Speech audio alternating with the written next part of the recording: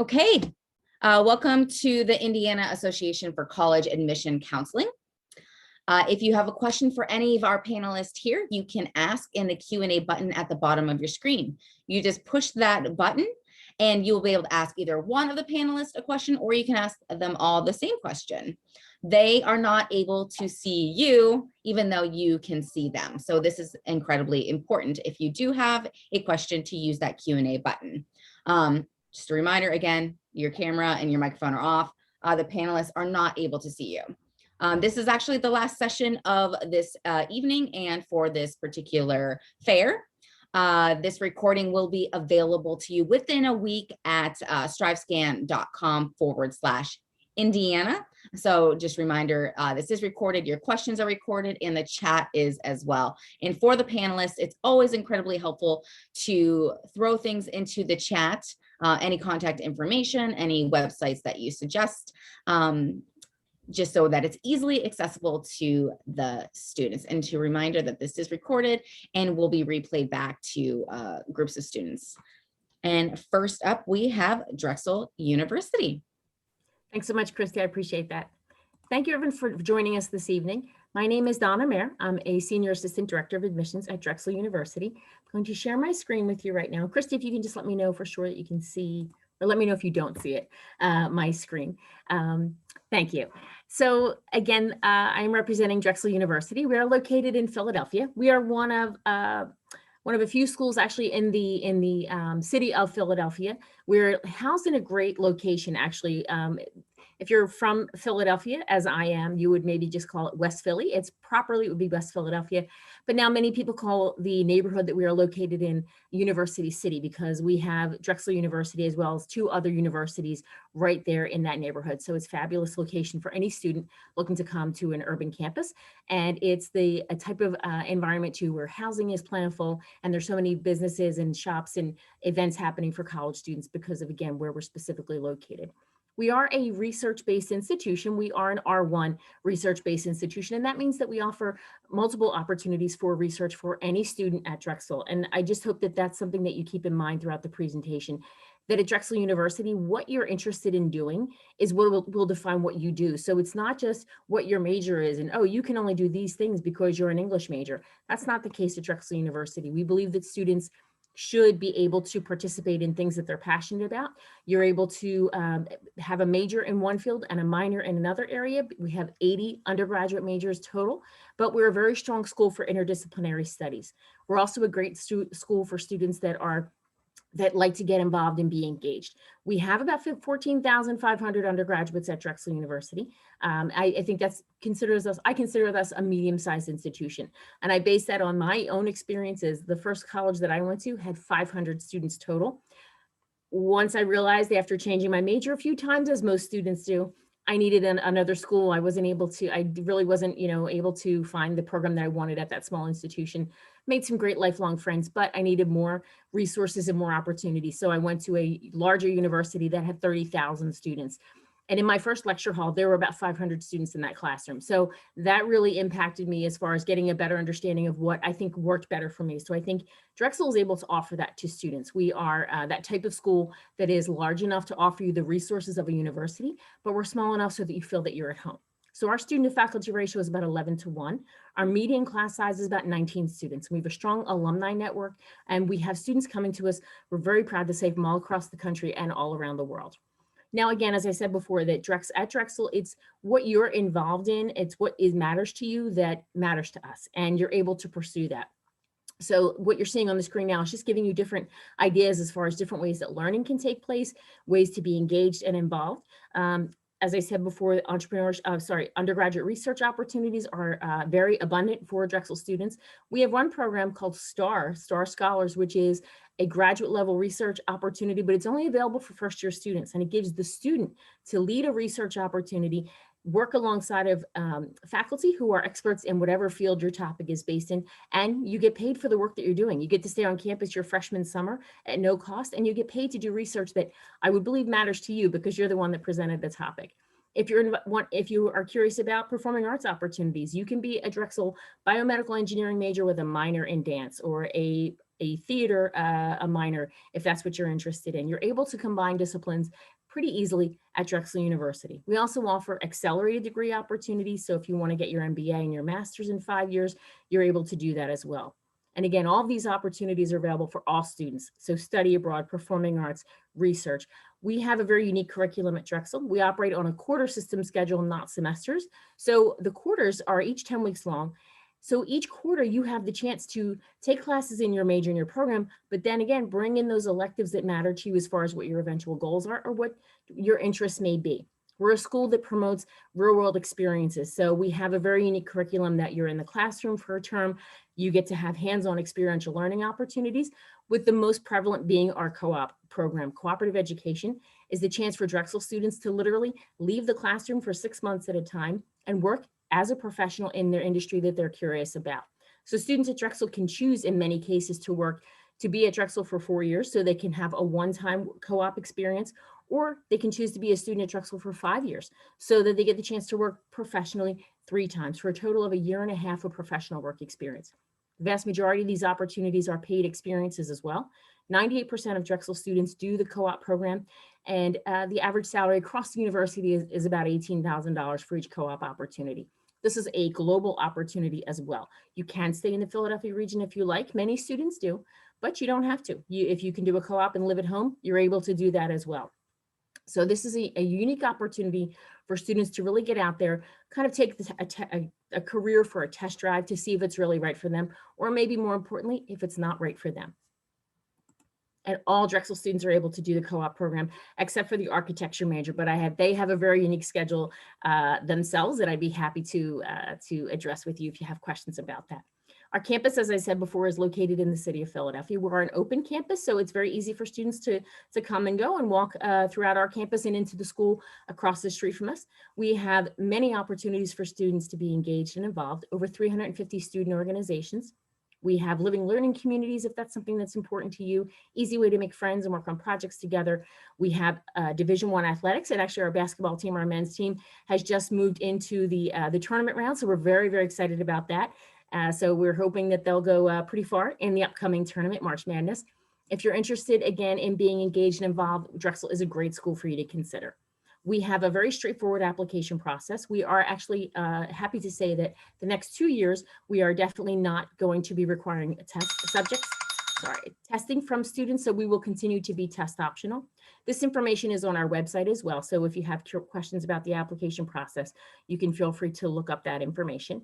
And then I just real quickly want to hit on the information about application deadlines.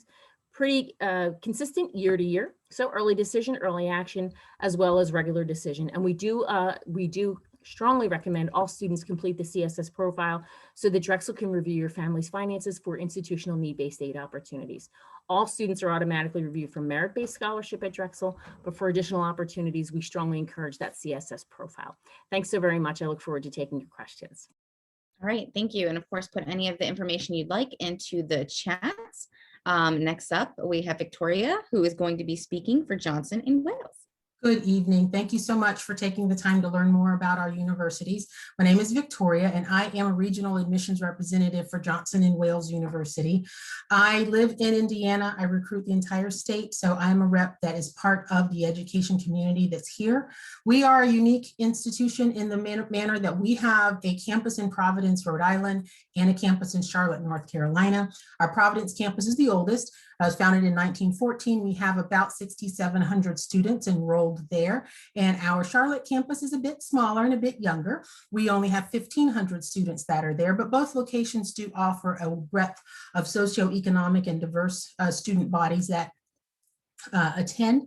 We are a residential campus in the sense that we like our students to live with us for the first 2 years that they are with us. Because we do like to have a full campus environment, we want our students to be able to entertain themselves when they're not in class. So over 150 clubs and organizations are dedicated on both of our campuses to run the range from student government to national student organizations to specific social interests and then Greek life as well.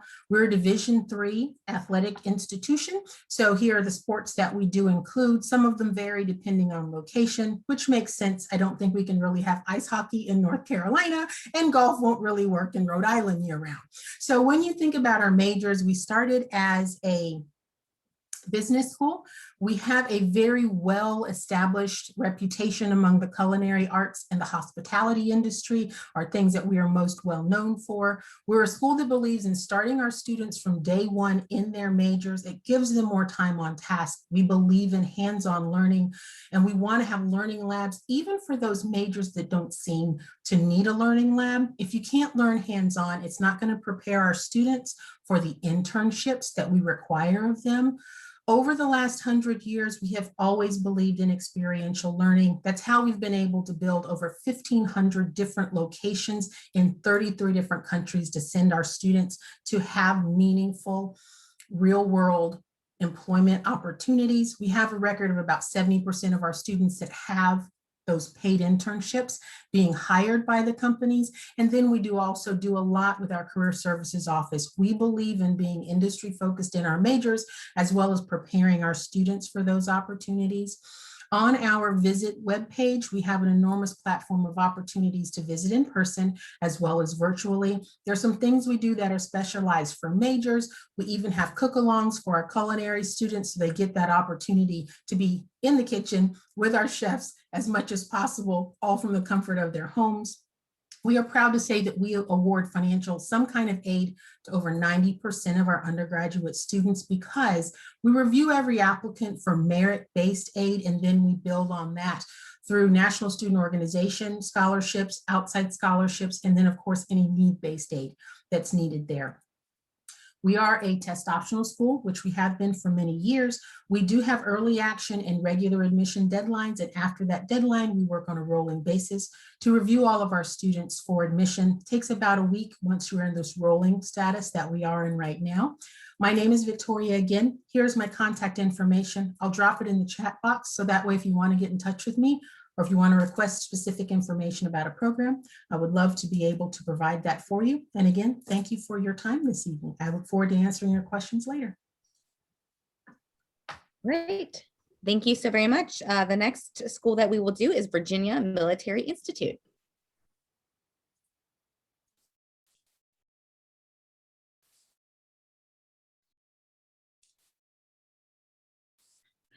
Good evening. Just let me get my screens up here. Thank you a lot I'm Colonel Bert Vern Beitzel. I'm the Director of Admissions at VMI. I want to provide some information for you tonight about a very different type of school, different from the other schools represented here this evening.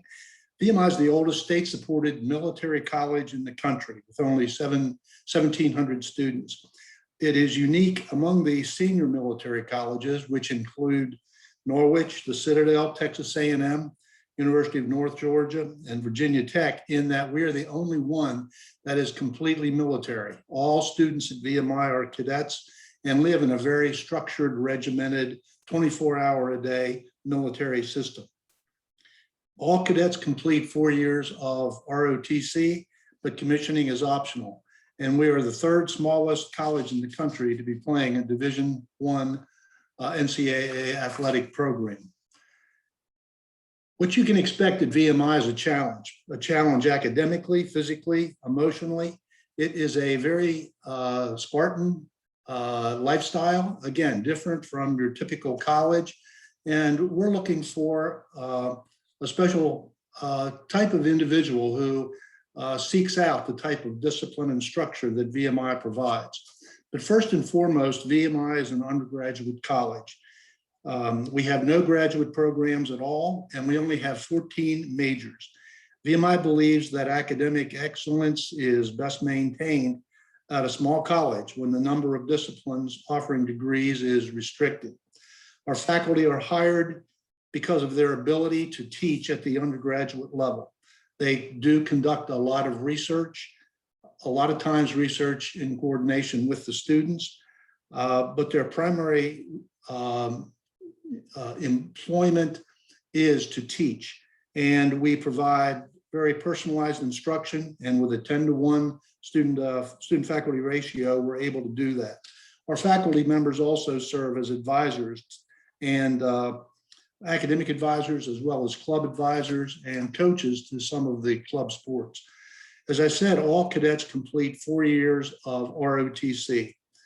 VMI is the only military college to graduate the highest ranking 4-star generals across 3 services. We've had 2 Marine Corps commandants, an Army Chief of Staff, and the Air Force Chief of Staff. And across the Department of Defense programs, VMI generally commissions more officers than any of the other ROTC programs. One advantage we think for our graduates going into the military is that they have had the opportunity to become familiar with the culture of all of the services. You select your own ROTC branch, but your roommate and teammate might be from a different service.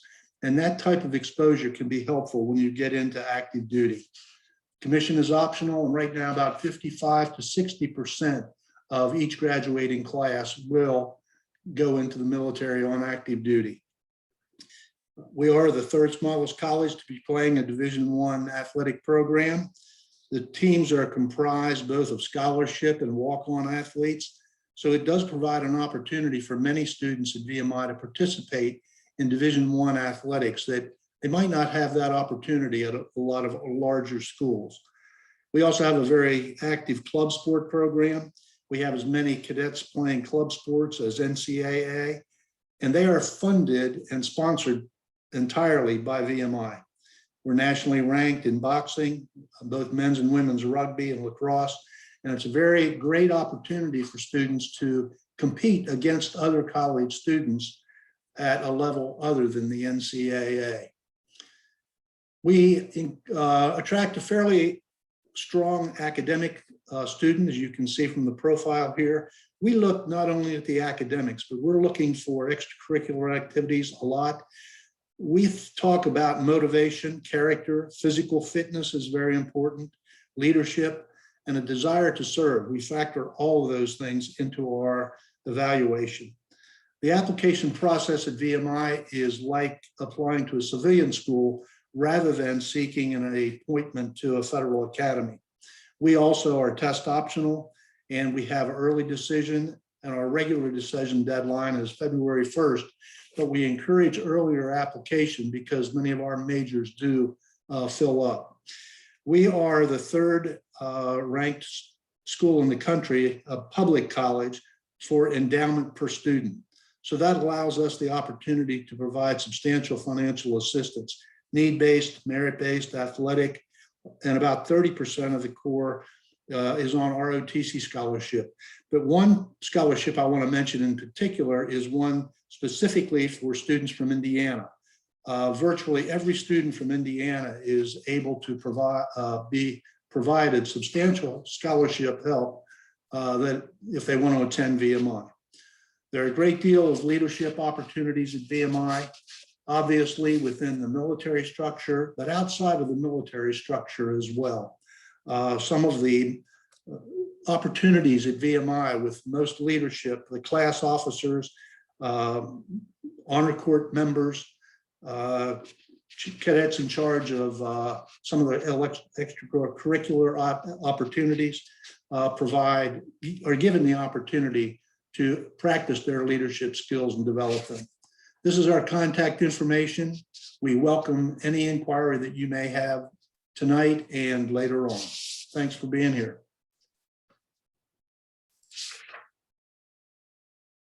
Great, thank you so much.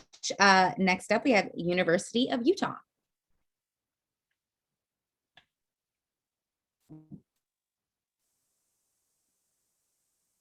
Okay, hello everyone, and thank you for joining me. My name is Paul LaPlante, and I'm an admissions counselor with the University of Utah. I just have some quick information about the U to share with you. So as we get started here, our campus is located in Salt Lake City, Utah, which is the capital of Utah. Our undergraduate student population is right around 24,000 students. So I would say we are kind of on the medium side to one of the smaller, large universities. Even with that relatively large student body, we still managed to maintain a 17-to-1 student to faculty ratio, with our average class size being right around 23 students. And you know, we have some amazing faculty and some other things that I would normally touch on, but time is limited, so I'd like to continue to move on. As I mentioned, our university is located in Salt Lake City, Utah. The capital, downtown Salt Lake City, is just west of campus. It's about a 10-minute public transportation ride, and all students who attend the University of Utah get full access to all of the transportation, the public transportation in Salt Lake City. So that's really awesome. Oftentimes students will ask me if they should bring a car to campus or not, and I tell them really that it is your choice, but with all of the great public transportation that Salt Lake City has to offer and the fact that it is free to students, it's not necessary. Just touching a little bit more on location before I move on. So west of campus, we have downtown Salt Lake City, and then east of campus, we have the beautiful Wasatch Mountains. In the Wasatch Mountains, we have over 5 world-class ski resorts less than an hour away. Places like Park City Mountain, Deer Valley, Alta, Snowbird, some of the best skiing and snowboarding in the world is literally in our backyard. So that's something that is super popular with our students.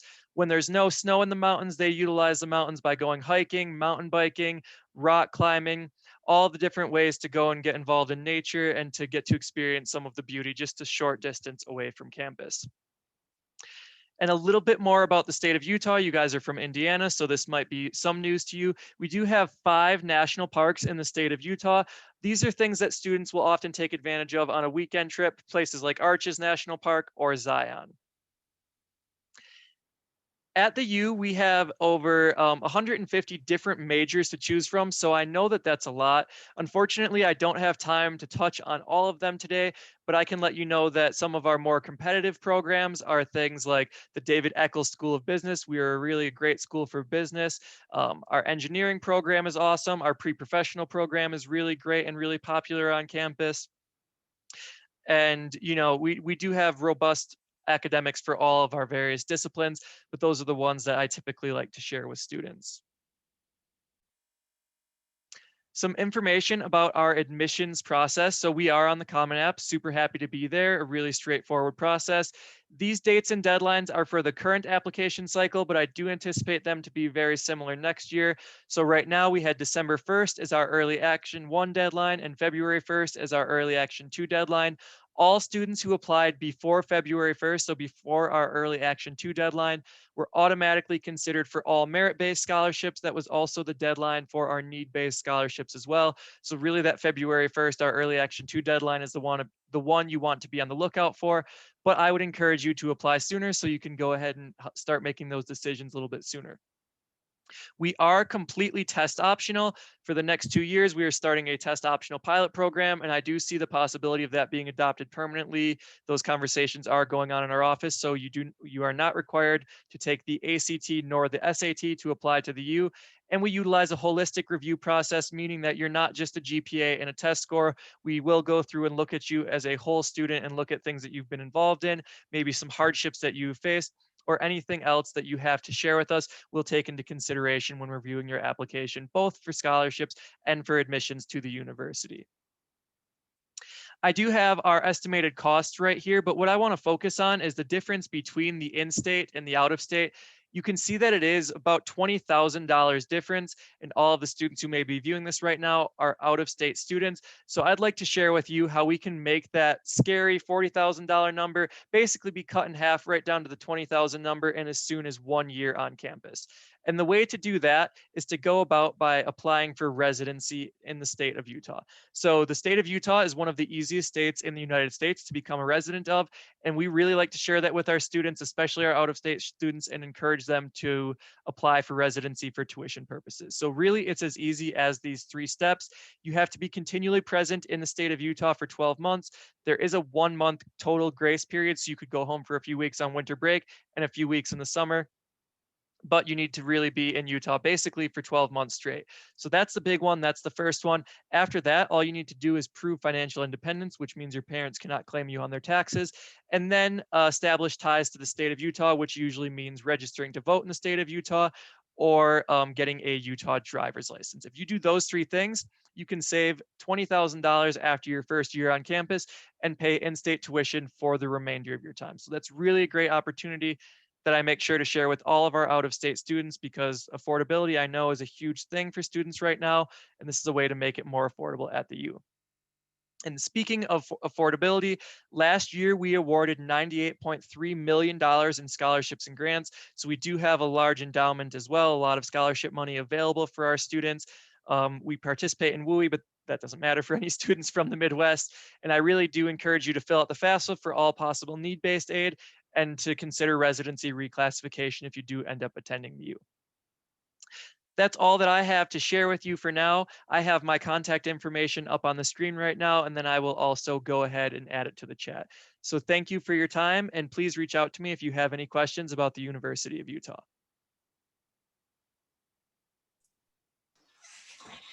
Next, we have Virginia Tech. All right, well, good evening, everybody. My name is Rich Davis, and I'm excited to have an opportunity to talk to you a little bit about Virginia Tech. So we are located in Blacksburg, Virginia, which is down in the southwest corner of Virginia, up in those Blue Ridge Mountains in the New River Valley. So we're in the town of Blacksburg, which is a good-sized town, very welcoming, lots of great amenities, and lots of outdoor activities. So we got the Appalachian Trail very close by, and lots of other great hiking. So lots of great outdoor stuff. So we have students that are in great shape from spending time in the great outdoors. Virginia Tech's motto is Ut Prosum. That's Latin for that I may serve. You may be thinking, okay, well, who cares about a motto? Well, at Virginia Tech, it's very important to us. It's a big part of who we are, and it's what we're looking for in our students. We're looking for that idea of service. And so we've got a few examples on this slide. We've got a gentleman at the top who's doing COVID research.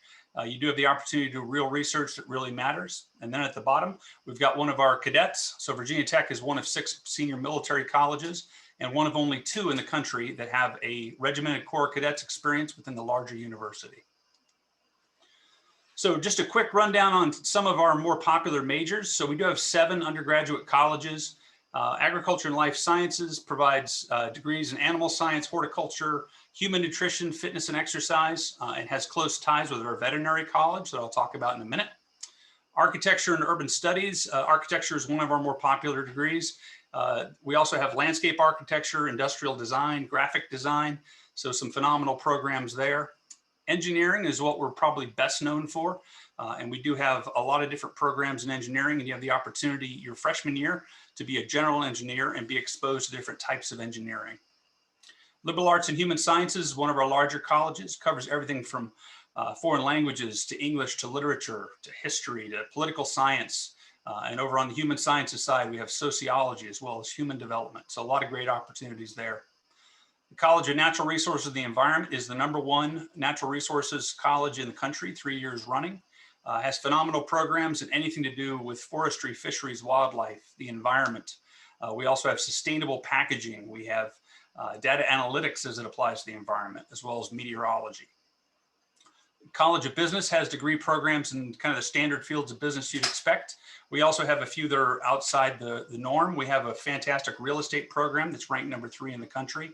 We have a hospitality and tourism program that's internationally ranked, as well as BIT, which combines business and information technology and gives you the opportunity to focus on things like cybersecurity and supply chain management. Finally, our last undergraduate college is our College of Science. So we have degrees, programs in chemistry, biology. Biology and psychology are both very popular at Tech, neuroscience and nanotechnology, just to name a couple.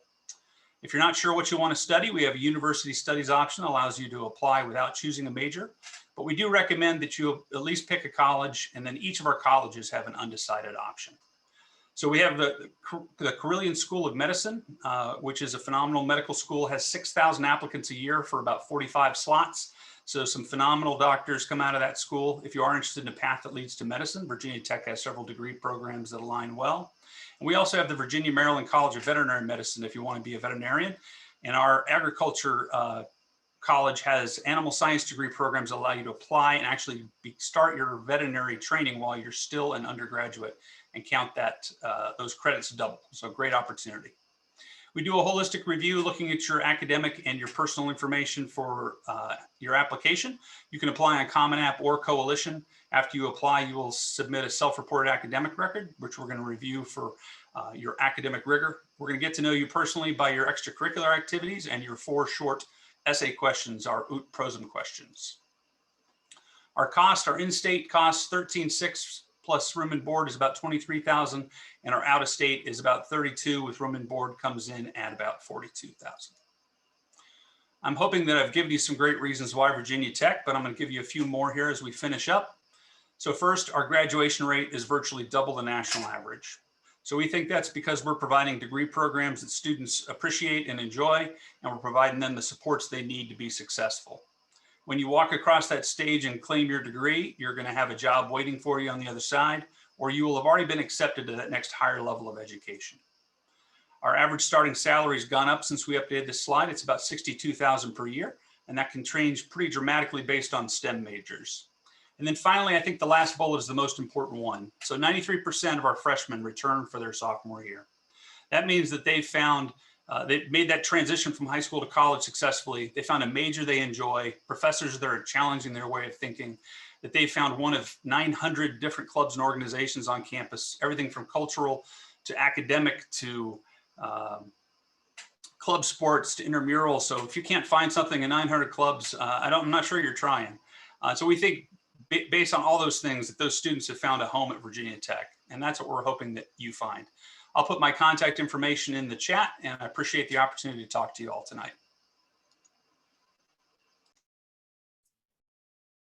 Thank you very much. Next up, we are going to have Haley with the University of Wyoming.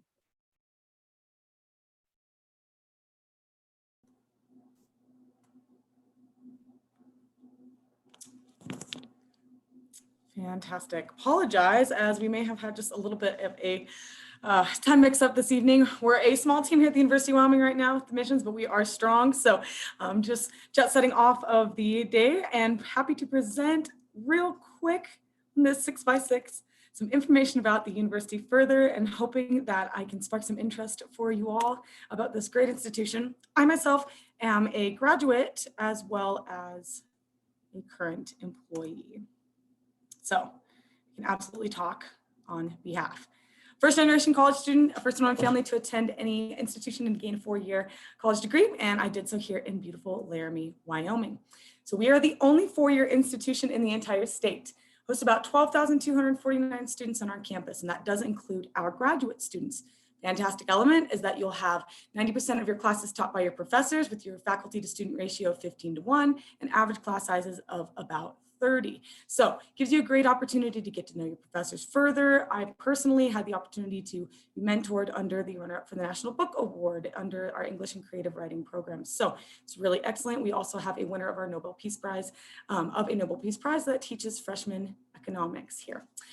We have over 100 miles of biking trails. We have opportunity for air forest. There's a ski hill that's 30 minutes from here that you can absolutely utilize to learn how to ski. For your day pass and the rental of boots, it's about $70 with your student ID. So compared to some other ski hills, perhaps in Colorado, very affordable. And if you do not have the equipment and you don't want to lug the equipment out this way, we have a great, fantastic outdoor program that exists through our gymnasium. You absolutely can utilize this to rent that equipment.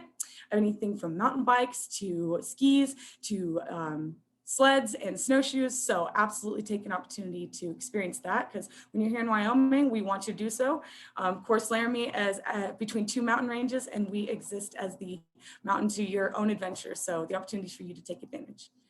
For those that are interested in sports, it's an awesome opportunity for you as a University of Wyoming student to attend, because you are allowed to attend every football game, basketball game, D1 athletics for free. These are included in your student fees.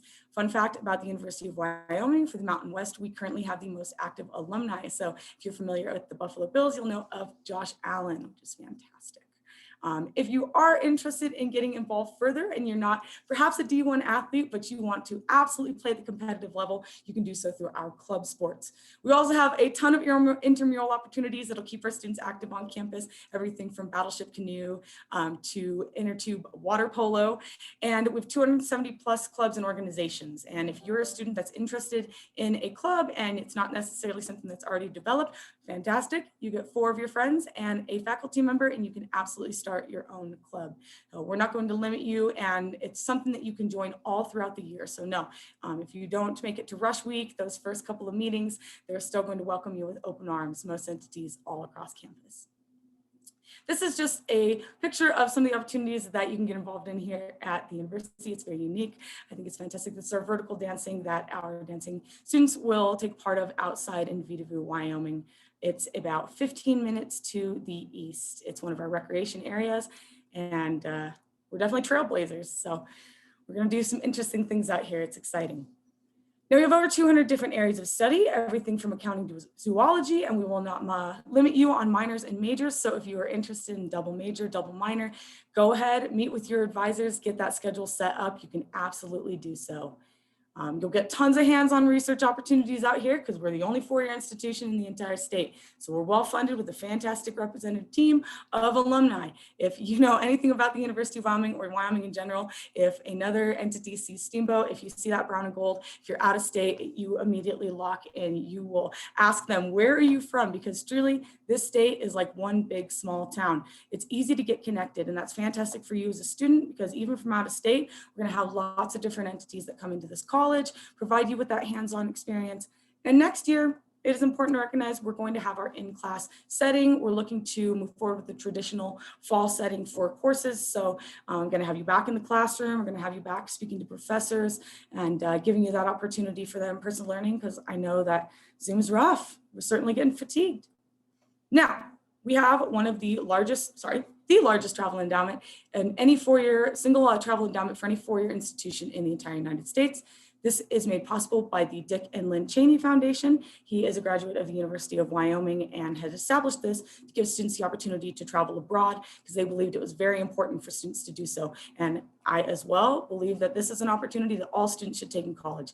It is the best way for you to understand more about the place that you were from, truly than the place that you were visiting. So this could be a statewide visit. You could travel within the United States, or you could take advantage of our many different programs that'll exist outside of the United States. Now, for our application, try to make it very easy. For direct admissions, we look for students that have a 3.0 on the 4.0 scale. Now for spring of 2021, we will look for an ACT and SAT score. That's 21 or a 1060, but for fall of this year, we are test optional. The completion of the high school success curriculum must be completed as well, but if you're a student who's completing a traditional high school experience, more often than not, you are completing the high school success curriculum, but you can absolutely check on our website to exactly check on what those standards are. Our undergraduate cost estimate for our non-resident students is about $32,362. But it's important to keep in mind that in your sophomore semester, you are not required to live on campus. And that $12,000 that would be put to our room and board, and truly just that firsthand experience, an important experience of living in the residence halls. You can minus that from the equation, be about $21,000. And from there, you can absolutely move off of campus, live on your own. It gives you a little bit more opportunity. Our net price calendar as well exists on the website. This exists on every college's websites. This will give you a better opportunity to itemize those exact costs so you know exactly how much it's going to cost when you head out here. Because certainly if you're moving from as far as Illinois, it's important to get a financial breakdown right from the beginning. Our scholarships, if you're looking at the opportunities, they'll be within the grid system. We offer one large commitment. This gives the opportunity for students to know right upon application how much they'll be awarded. We will look holistically at this grid utilizing the ACT, SAT, and unweighted GPA. Now, you can absolutely resubmit your scores all the way up until May 1st. This is our deadline for our commitment. So if you want to continue taking that ACT, you have an opportunity for a spring SAT. You can continue submitting those scores and check on our website for a little more information. We're available for tours. We're going to be open, so check out our website. If you'd like to visit our campus, we'd absolutely love to have you. We can absolutely do a virtual tour as well. And this is my contact information. So if you'd like to reach out to me to learn a little bit more about Wyoming, you can set up a one-on-one Zoom appointment with me. Happy to do so. And this as well as our admissions information. So thank you so much for having me. Thank you for letting me come on in kind of a whirlwind. Appreciate you. And I hope you all have a great evening. Thank you. And feel free to put any information in the chat. Just make sure you click panelists and attendees. If everyone could turn their camera on, I'm going to have you, in the same order that you present, answer a question. And I'll put it up on the screen for you. Okay, so the question is going to be, what advice would you give someone going through the college search process and starting with Drexel University? Thanks, Christy. What I would recommend to any student is to be yourself. Be yourself throughout the process, be yourself on the application, because you want to find the school that's the best fit for you. So if you're trying to be perfect on your application and the schools admit you and then perfect you shows up, perfect you might not be happy there because you're not perfect. So just make sure you're being realistic about what you're looking for and be honest on the application. And just keep in mind, we're all here to help you get to the best fit school for you. So we're all here to be your advisors and a resource. So advice from Johnson & Wales is really take the time to explore your possible school's websites. These are times that we're not able to move as freely as possible. But I think I can speak for all of us universities. We are not able to extend our hospitality the way we traditionally have. So go to those websites, look at the virtual visit opportunities, take advantage of the panel discussions, and really connect with the admissions staff that covers your area, which would be those of us that are on this presentation right now, and do as much as you can before you are able to actually get out and travel to any of our locations, because if you can't get there in person, we have all developed some excellent resources for you to be able to engage with our universities. Thank you. A message from VMI, I think it's important to keep your options open in the process. But ultimately, make sure that the choice is yours. Don't attend a college because your mom and dad did or your friends are going there. It needs to be your choice. And just the other, very quickly, my advice would be don't eliminate consideration of a college just based on what you see as the cost, because all of us have substantial financial assistance and ways to make it much more affordable than what it might appear to be. You know, all of this advice has been great so far, and I would really echo a lot of that. But what I could add is to try to challenge yourself as much as you can while you're still in high school. I know, especially at the University of Utah, we're seeing a lot of very competitive students with some really high GPAs. And without the test score that we're now no longer requiring, at least temporarily, things like AP classes, honors classes, dual enrollment, IB, this is what sets apart a 4.0 from another 4.0. And these are the things that we're drawing on. So I really would encourage you to take as many of those challenging course and rigorous coursework as much as you can. Yeah, lots of great advice so far. I would kind of echo what Paul said. Really do challenge yourself. It can be challenging in COVID to do a lot of extracurriculars, but as many different things as you're doing, make sure you're accounting for that on the application. I know that's one of the things we really look hard at Virginia Tech is how are you spending your free time? And there's no right or wrong extracurricular. So if you work a part-time job, hey, that counts, right? If you do 3 different sports, yeah, that counts. If you have family responsibilities, that counts too. So give us as much data as you can on the application about how you spend your free time.